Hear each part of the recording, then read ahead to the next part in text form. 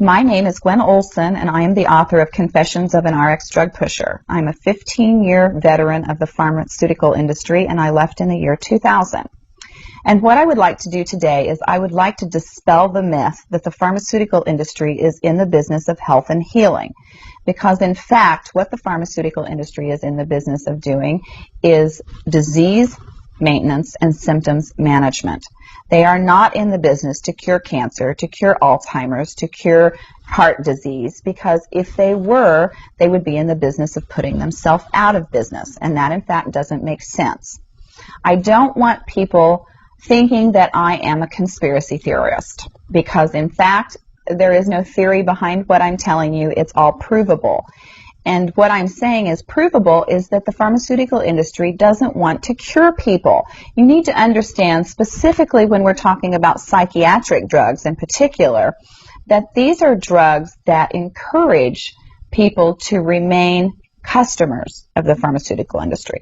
In fact, you will be told if you're given a drug such as an anxiolytic or an antidepressant or an antipsychotic drug that you may be on the drug for the rest of your life. And very frequently people find that they are on the drugs for a very long period of time, if not permanently, because they're almost impossible to get off of. Some of them can have very serious withdrawal symptoms, and most of them can have extremely serious withdrawal symptoms if they're stopped cold turkey, but some people even experience withdrawal symptoms when they try to titrate or they try to eliminate the drug little by little, day after day. So it's really important to understand the motivation behind all of the current maintenance drugs that are on the market, even, for example, drugs such as cholesterol-lowering drugs. And what we are in fact finding now is that cholesterol drugs are lowering cholesterol excessively and causing other disease states as a consequence. So you need to be careful about trying to take drugs in order to remain healthy, because you're never going to have anyone come to you and tell you that the drugs are always tried against a placebo in clinical trials. What a placebo is a sugar pill.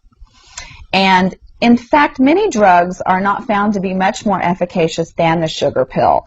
And in a case in point actually is the recent clinical trials that were released in the meta-analysis that came out of the UK on antidepressants, on the newer SSRI, selective serotonin reuptake inhibitor antidepressants. And what was found was the information that activists and other researchers have known for decades, was that antidepressants are no more effective than placebo, no more effective than sugar pills. But yet there are over 44 million people that have been taking these antidepressants, and a large number of them people that have mild to moderate depressive episodes. In fact, they prove that the antidepressants were not effective in anyone with the exception of some of the most severely depressed patients.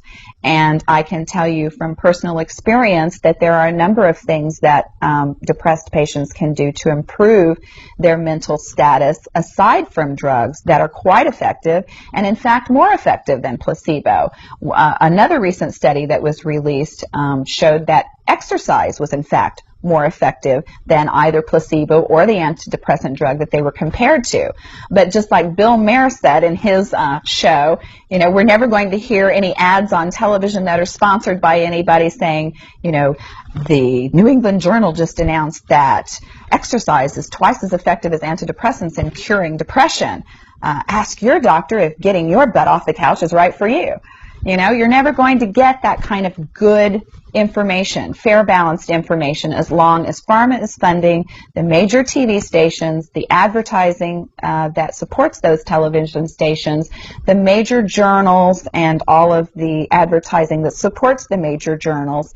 You just have to be commonsensical people and understand that the pharmaceutical industry makes 5 to 6 times the amount of money as any of the other Fortune 500 companies in the United States of America. They are not going to easily or readily give up that income.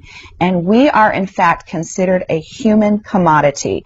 Our loved ones, our children, our elderly are considered cash cows that are preyed upon by pharmaceutical reps such as myself, who are encouraged to go in and build market shares without thinking about the consequences to patients, without knowing the misinformation that they are distributing, without being aware that the clinical data has been contrived, or that the patient populations have been cherry-picked, or that the side effects have been minimized and reported in such a manner that it doesn't present the information correctly. I spent 15 years in this industry. I was one of the best, but I'm here to tell you that the industry has run amok, that we are at a severe crossroads in this nation, and that we have got to take our power back, and we have got to start making the pharmaceutical industry accountable for their actions and for the defective products that they're putting on the market. It won't be long before every American is affected by this disaster, and we need to be aware of what the differences are between diseases, between disorders, and between syndromes. Because if it doesn't have to be scientifically proven, if there are no tests, if there are no blood tests, CAT scans, urine tests, MRIs, if there is nothing to document that you have a disease, then you in fact do not have a disease, you have a disorder. And it has been given and has been diagnosed pretentiously.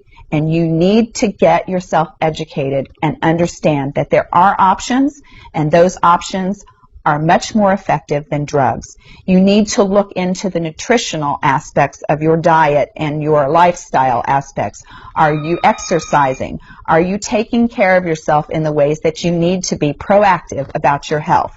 Because once you start down the road of taking one prescription drug on top of the other, you will be a lifelong customer for the pharmaceutical industry, and your choices will be truncated. So I would like to ask you to please self-educate, be proactive, and share the information with others. The next victim could be someone that you love. Thank you.